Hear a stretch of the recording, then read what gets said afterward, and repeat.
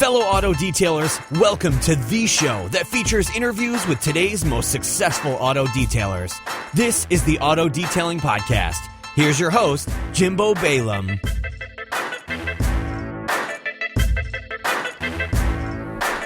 Hey, welcome to this episode of the Auto Detailing Podcast. I just wanted to jump in real quick and do a quick intro and invite you over to autodetailingpodcast.com/start.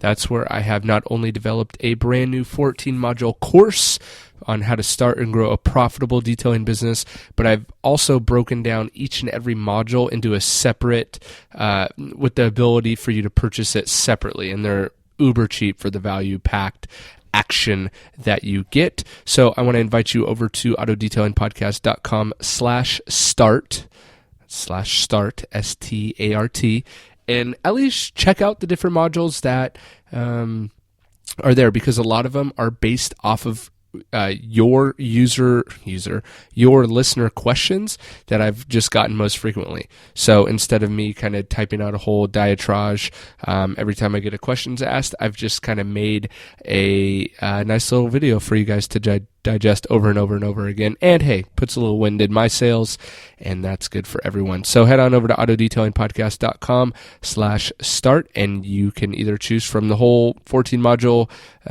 deal or just individually. So hope you guys enjoy this episode with Chris and some extreme weather mobile detailing.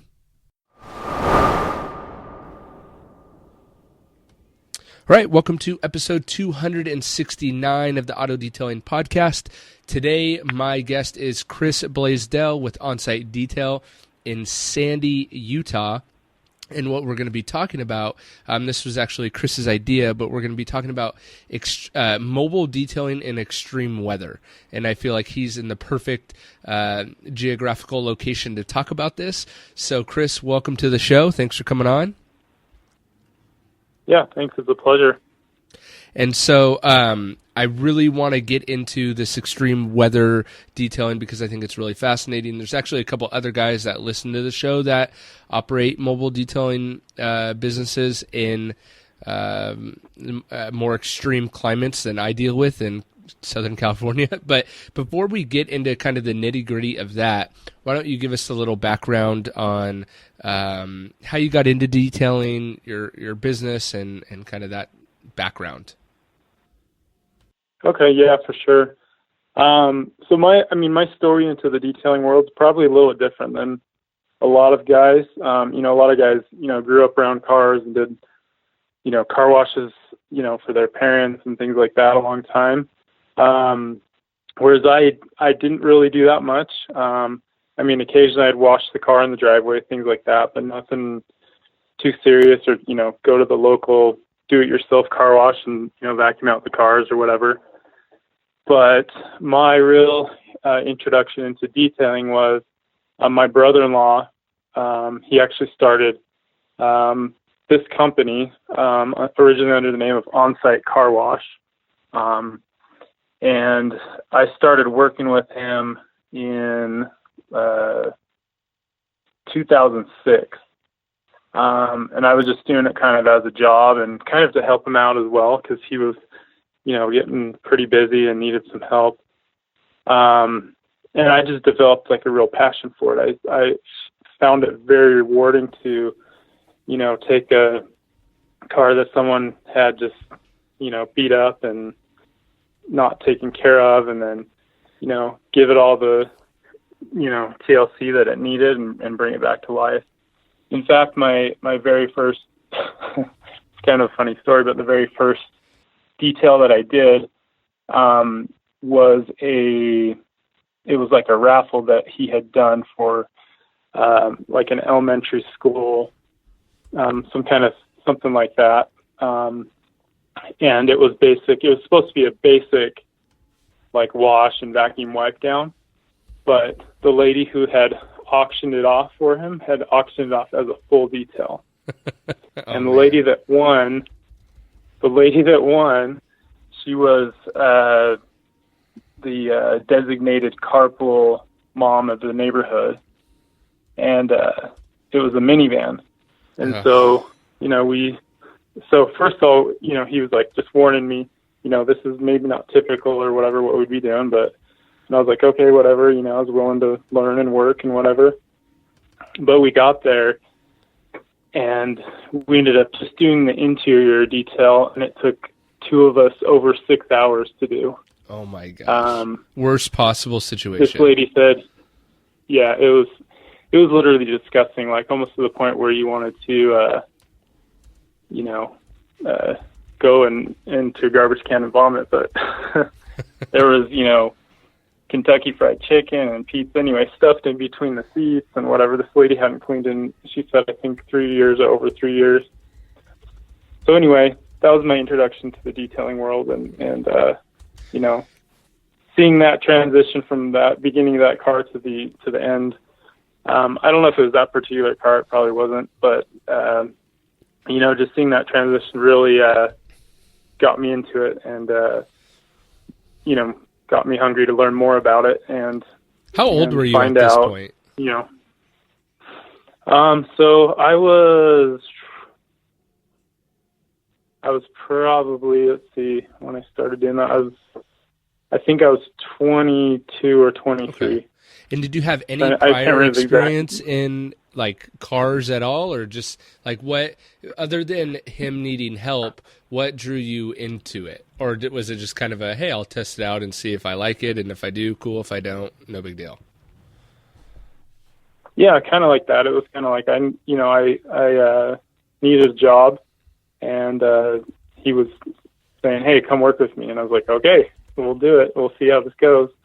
I didn't have any intentions of staying in that, in the industry forever, or just going for a month or two and leaving. I didn't really have any idea. It was just kind of like, okay, I need a job, I'll go work. Got it. Anyway, so he started the company, and I worked with him full time for a while, and then I had some other jobs on the side, and then for a while I was just doing detailing on the weekends and that. But I since that time I had never really stopped doing it. But back in 2009, kind of after the economy had crashed and stuff, it hit the business really hard. And he was getting pretty worn out. He's older than I am, and he has a bad back. And so, bending down over and lifting things and stuff was kind of getting hard on him. And obviously the demand had gone way down, and him and my sister, came to me and my wife at that time and said, hey, you guys interested in, purchasing the business from us, taking over? And without giving it much thought, I said no. Like, I don't want to inherit the troubles and stuff of the business. But was it just you and him? A few months went by. Was it just you and him operating the business? He had a couple other guys that worked with us, kind of off and on, but I was kind of the constant, I guess. Like, I had a good buddy of mine that worked with us, and a cousin of mine, and then a few other guys that he had just hired, that kind of worked, but none of them really stuck around. Okay. There was one guy that stuck around, and anyway, so we took over the business. We bought it from him, and my wife went to school for finance, so she dug into that side of it and said, we can fix this, we can make this work. And I was like, all right, I'll trust you. And I actually went to school for graphic design, and so I kind of took that side of the business and marketing and things like that, and took that over along with the detailing and training of the employees and things like that. And we were able to make it successful. I was able to leave the other two jobs that I had at that time and just do this full time. And now most of the time I just sit on my butt in the office and, and then, let your guys do the my work. crews are out working. So nice. So so now we've built it up to, go ahead. Sorry. No, I was just that you were leading into right where I was going to ask, like, what does your team look like now? So now we've got 4 vans that we run. I have six guys that work with me. My mom actually works with me in the office now, which is awesome. And so I send my guys out. They usually go in two, or they'll go by themselves as well, just kind of depending on how the schedule and the day works out. But I mean, during the summertime, I'll probably have 10 guys going. Not full time, but 10 guys, staff to work. What are a couple things that you did? So what are a couple things that you did differently than it was your brother-in-law, right? Was it your brother-in-law or your brother? Yeah. Okay. So what was it? Yeah. What was it? Brother-in-law. Yeah. Okay. What was a couple things that you've done differently than him that has enabled you to grow it to 10 guys and 4 vans that he wasn't able to do, or maybe didn't want to do? Yeah. I think a few of the changes that we did, which seemed small at the time but have made a big difference in the long run. We kind of changed the service options to more where we're focused on different packages and stuff like that, rather than a la carte services. We raised prices, and we changed the way that we paid our guys, I guess, that made a little more sense that way. I think another thing that helped me a lot too is just because I kind of had developed the passion for it, is I tried to learn as much as I possibly could about everything, and kind of narrowed down the different products that we're using, and so we didn't just be more efficient, basically, right, in those areas. So all right, so let's kind of get into the nitty-gritty of it then. Obviously, living in Utah, operating in Utah, you deal with all 4 seasons, I'm assuming. So yeah. So I think summer would be probably pretty straightforward for most mobile detailers. But so let's talk about kind of more the extreme weather detailing. Obviously, is that an issue just from the initial standpoint? I think would just be having the customers even see the need for it during, say, the wintertime. So how do you mitigate that, especially having multiple crews and multiple trucks? And yeah, let's start there, and then we'll get into how you're doing it. Yeah, so definitely, wintertime is difficult. Initially that was our biggest challenge, is how do we, keep the business going through the winter and stay profitable?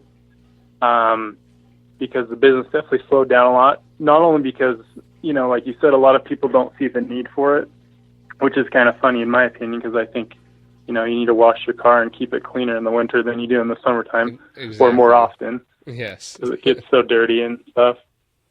And especially here in Utah, they use salt on the roads from the Great Salt Lake. They pull a lot of salt out to keep the snow and ice melted. And that's just a nightmare for, paint and, undercarriage and the whole car interior as well, because you get it on your feet and bring it in. But anyway, so the biggest challenge is just getting over the staying busy and keeping work and stuff like that.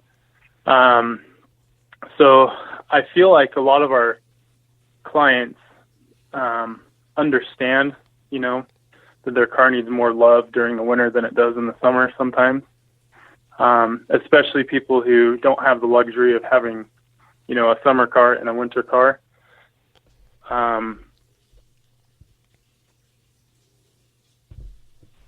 Sorry. And then I forgot the second half of the question. Well, I kind of left it off. I was just going to say, then we'll get into the actual detailing. How do you wash the outside of a car when it's snowing out and you're a mobile detailing company? I think I know the answer, but we could start getting into that. Oh yeah. I mean, that brings up a whole nother thing, because, originally, when the business was started, we kind of got on the bandwagon of, use steam for everything. And you see there's a lot of companies that do that around. And what we found is that during the wintertime, especially because of the salt, the steam was very ineffective. because you would, wipe it down with a rag and the steam, and then the dissolved salt that dissolved when the steam went over it would come back up. Mm-hmm. And so that was a huge headache and huge hurdle for us to get over as well, is to figure out how to, get the car clean in the winter with all the salt. But as far as doing it in the winter time, in the cold temperatures, which is probably the biggest thing, but also, you got to deal with actual snowstorms and rain and all sorts of stuff. Keep things from freezing, but we do use pressure washers and water because that's really the only way that we found that effectively cleans the car with the salt and all the road grime and stuff that comes with winter here. So we do use water, and honestly, most of the time in the winter here, I know, depending on where people are, the winter conditions are different. So, back east when the winter is cold and it's humid, cold humidity is different than here where we have dry cold. So we're able to actually do more. Even when it is below freezing, we can still wash a car a lot of times as long as there's sun. And, the temperatures may be above 20, 25 degrees. We're still able to wash a car like we would, when it's 60, 70 degrees outside. So that's something that... Interesting. I didn't think about that. Depending on where people are located, that may be a little bit different for, each person to deal with. But for us, we're able to still work. We occasionally do have to wash half the car, flip it around so that the other side's in the sun as well, and wash the other half of the car. So I mean, as far as exterior goes, it's kind of do what you can. In a lot of cases, we do.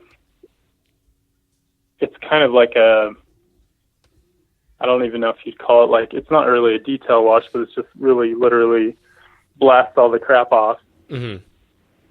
And, get it as clean as we possibly can. And most of the time, actually, I'd probably say 99% of the time, customers completely understand that, and they're thrilled, that we can still do that for them. And really, I mean, with the cold weather, the biggest concern obviously is, equipment and stuff like that freezing up on us. Mm-hmm. So the exterior is a little bit more tricky, but, we can still get it done, with good results. That makes sense. Totally. The interior, on the other hand, is kind of a bit different, because we can use some tricks and things like that to keep things from freezing and keep the interior warm. We can, as long as customers are okay with it and everything, we can run the heater in the car while we're working. That keeps things from, freezing up on us and keeps everything nice and toasty warm, I guess. If you can keep the doors, the doors that you're not actually working in or open with. Are you actually running the car while you're working on the inside? Is that what you're talking about? Or have an external heater that you have? Yeah. Okay. No, just running the car heater. Got it. We've looked into doing an external heater, but it really doesn't make sense. Okay. The setup time and to make it actually heats the right, heats inside the car rather than just one little spot. Right. What are a couple other tips that okay, just run the heater in the car that makes sense, but maybe someone's never thought about that. What about the car being, is like that minivan that you talked about earlier, and it's just a mess. I don't know if you got that car during winter or not, but we're having to put down a lot of product and a lot of cleaners, and so you have a lot of saturation. I guess running the heater would help with that, but are there other tips and tricks that you guys utilize to make it so the car's not just soaking wet forever? Yeah, so in the summertime here, I'll kind of use the opposite as an example to show what we can do. But in the summertime here, you could literally, take out a mat, completely pressure wash it, get it soaked if you wanted to do that, and do like a quick extraction or something, and it would be completely dry, in 20, 30 minutes because it's so hot and dry here. Now, in the wintertime, you can't approach it the same way, because if you got a mat or carpet or anything that wet and left it, it's going to, first of all, it'll probably freeze if it's below freezing, turn to ice, and then you can't really do much at all. But so instead of approaching it that way, where you use a ton of water and a ton of product and things like that, we tend to use our steamers and things like that. So it's a lot less water and it's hot. So usually it'll evaporate out of the carpet. Now, occasionally, like you said, we are going to get those really nasty, disgusting vehicles and stuff like that. And so typically with those, we explain kind of the risk of getting it completely detailed, in the weather that it's in, to the customer. We let them kind of decide what they want out of it, and then we proceed from there. Some of the tips I guess I could offer is a lot of times customers will have a nice garage that we can work in. I was going to say that was going to be my idea. Yeah. Utilize the customer's garage. That's a huge thing, especially if it is during a storm. So if it's actually snowing outside or raining outside, that's one thing, because a lot of times people are like, well, I want to reschedule or whatever. And we say, well, do you have a garage that we can work in? And I say, well, yeah, I do actually. And so we can do that. And then we can also tell the customers, once we're done, do not close up all the doors and windows. You got to let the car breathe. That's kind of how you explain it. You got to let it air out, right? To avoid, any of the unpleasantries of a soaking wet car. I mean, obviously we wouldn't leave it soaking wet, but wet fabrics and things like that that are not getting much heat. And we've even had customers that have just run the heater after we're done for another hour, and it dries out pretty quick that way too. So do people ever gripe about that? Or is that just pretty common to ask that? Or do they ever get weirded out by that, or no? By having their car run? Occasionally somebody does. So, that's why we always leave it up to the customer, and we tell them, in the conditions that we're facing right now, the temperatures for best results, this is the process that we have to go through.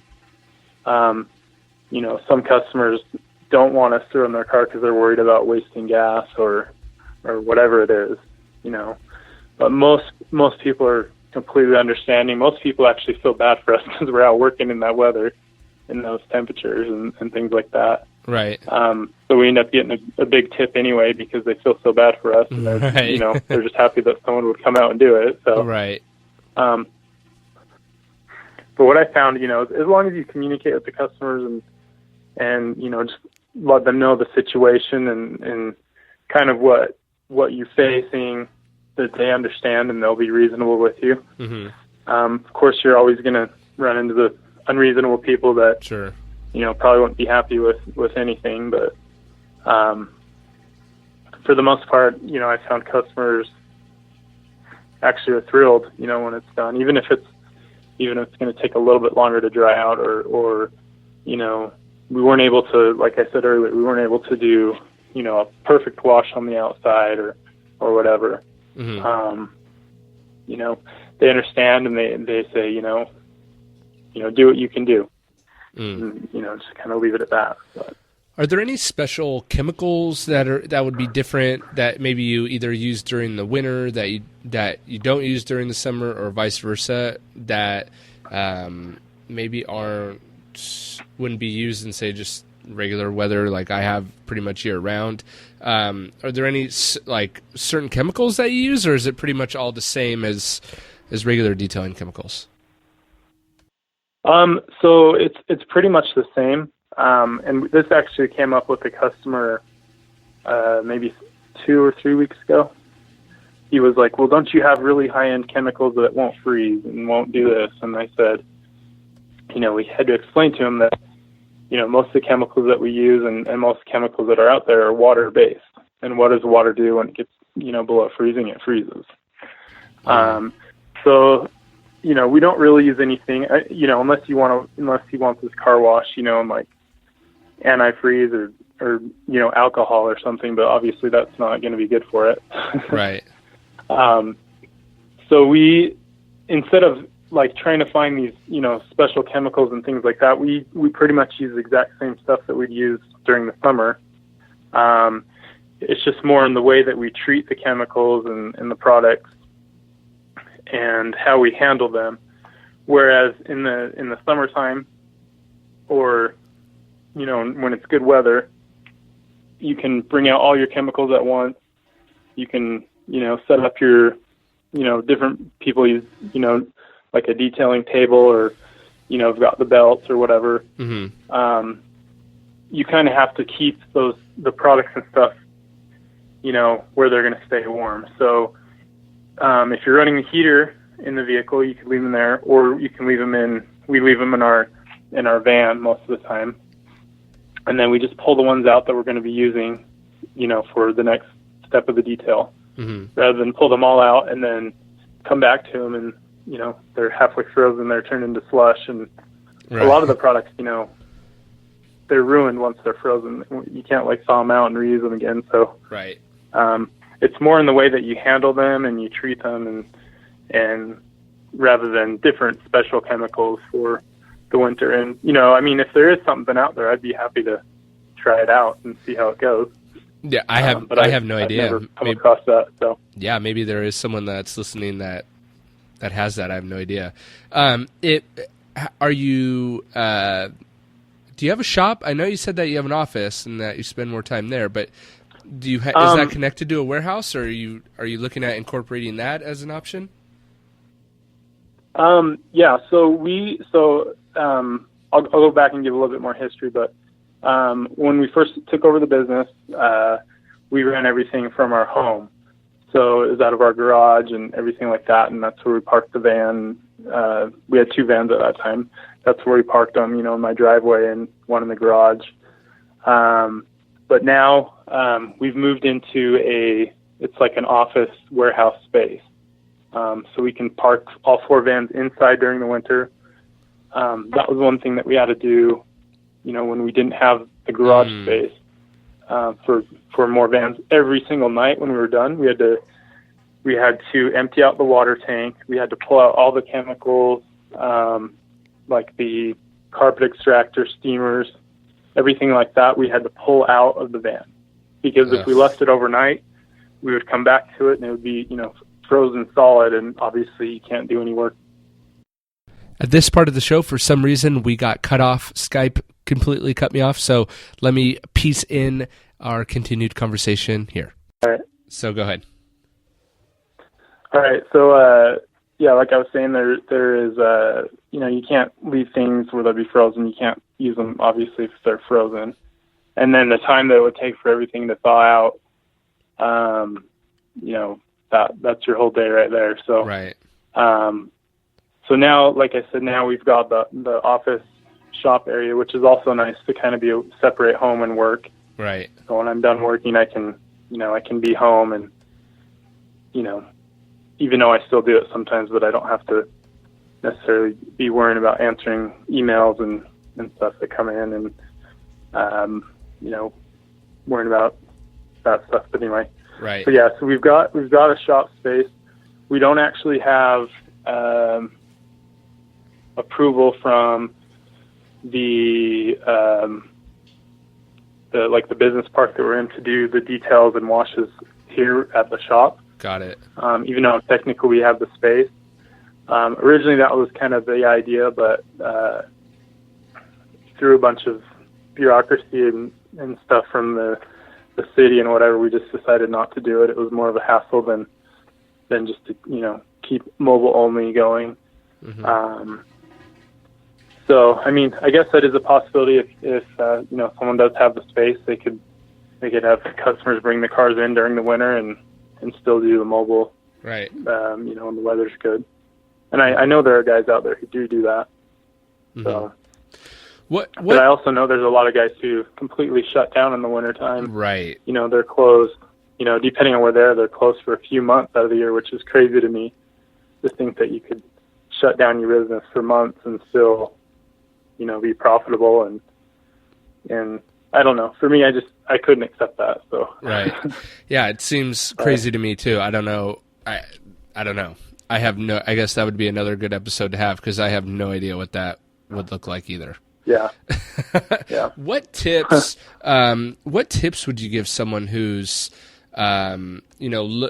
in somewhere like Utah or Nebraska or even Switzerland? I don't know, anywhere in the world that kind of deals with crazy weather. And they're looking at being a mobile detailer first because maybe it's just more financially viable to do that. What are some tips that you would give them?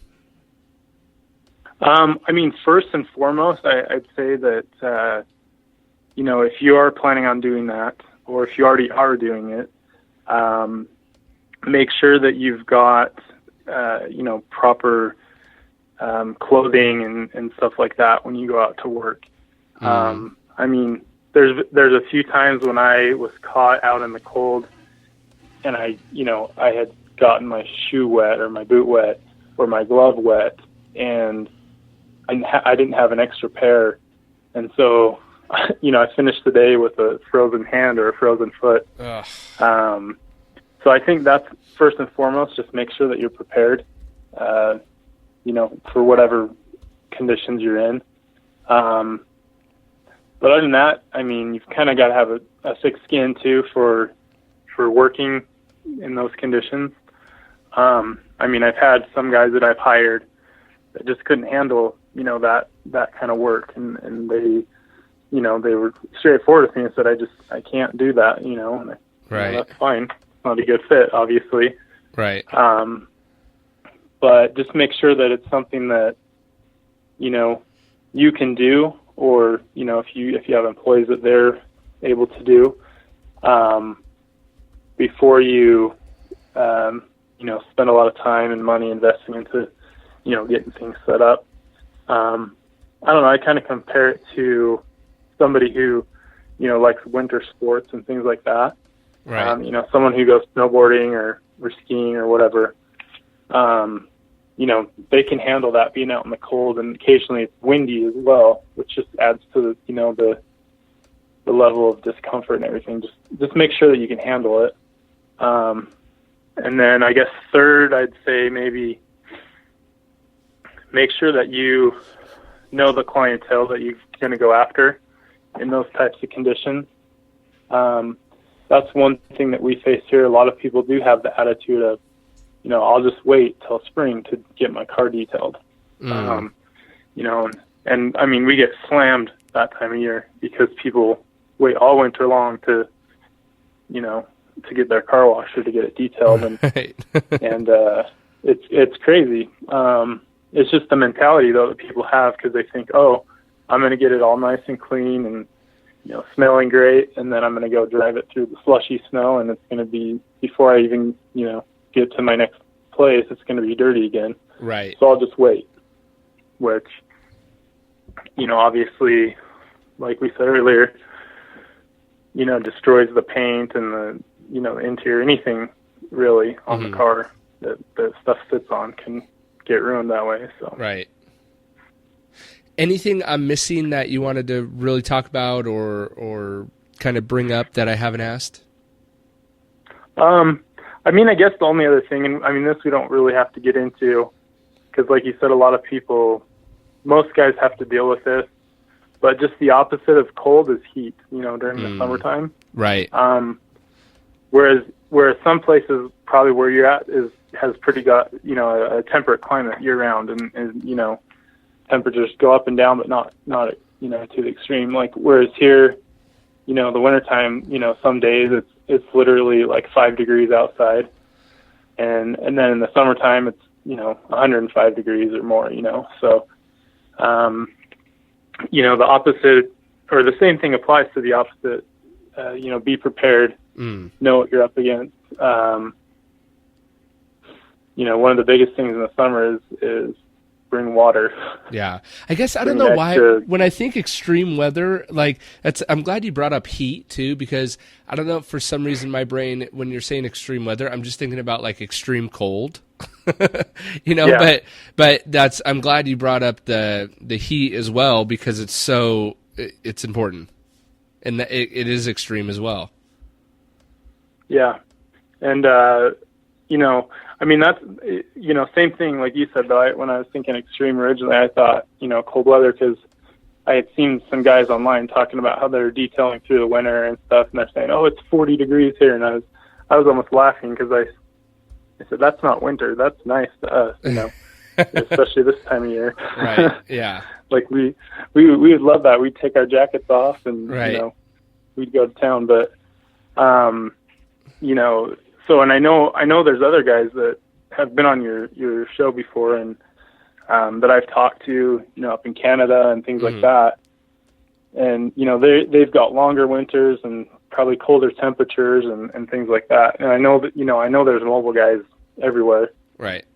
So, that's kind of the train of thought I had. But yeah, it's really about being prepared for the conditions that you're going to face, and then also knowing how your products and equipment are going to react to, cold or heat or rain or snow or whatever you're facing. But that's one thing I didn't mention actually is the equipment.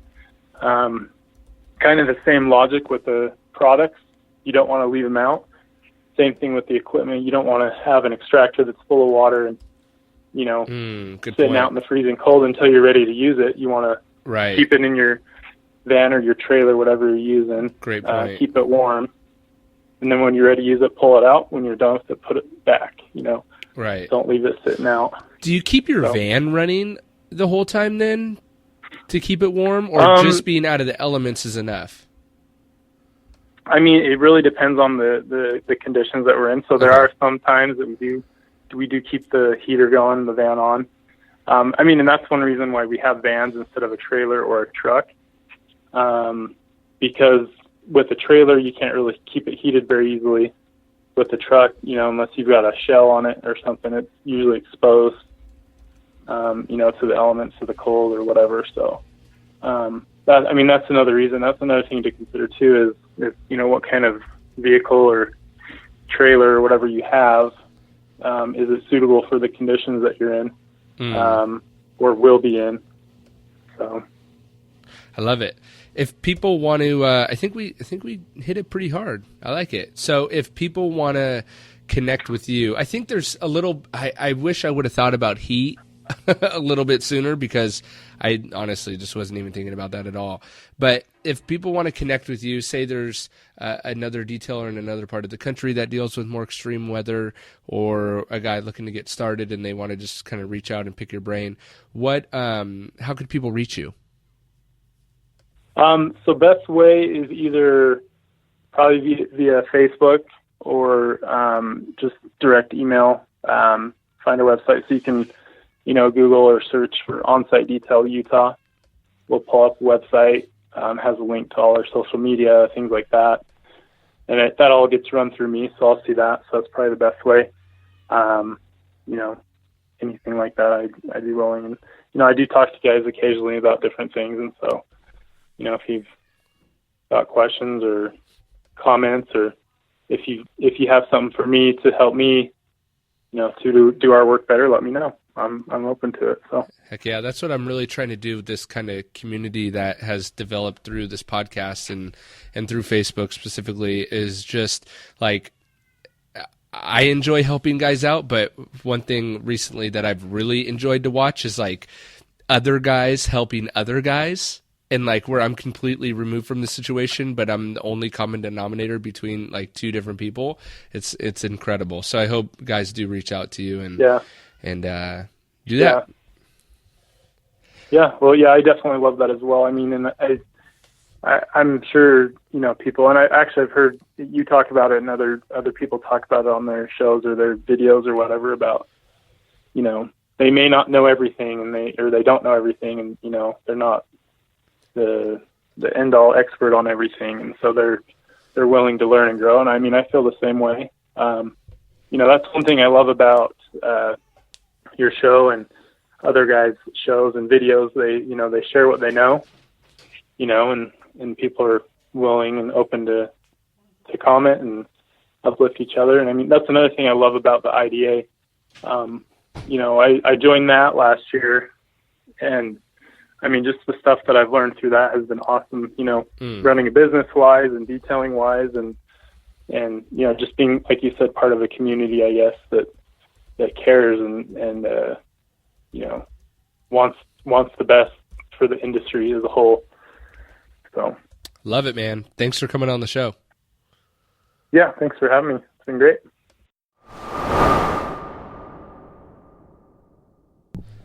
All right, hope you enjoyed that episode with Chris. He was an awesome guest. Thank you, Chris, if you're listening, for coming on the show and sharing the knowledge that you have. Wish you all the best. And for you that are still listening, again, want to encourage you to head on over to autodetailingpodcast.com/start, because I just feel like that stuff is so valuable and will answer so many questions to you guys. And of course, as always, your listener feedback is super important to me. So, and one cool thing I actually want to start doing is recording these podcast episodes as Facebook Live videos. So, I have a couple programs that I'm looking at to help me do that. So maybe I'll check that out in future. Look for that. But in the meantime, let me know what you thought of the show on Facebook. Write me a comment on the show description, or just write me a message. That's cool as well. And I really encourage you to head on over to autodetailingpodcast.com/start. Catch you on the next week's episode.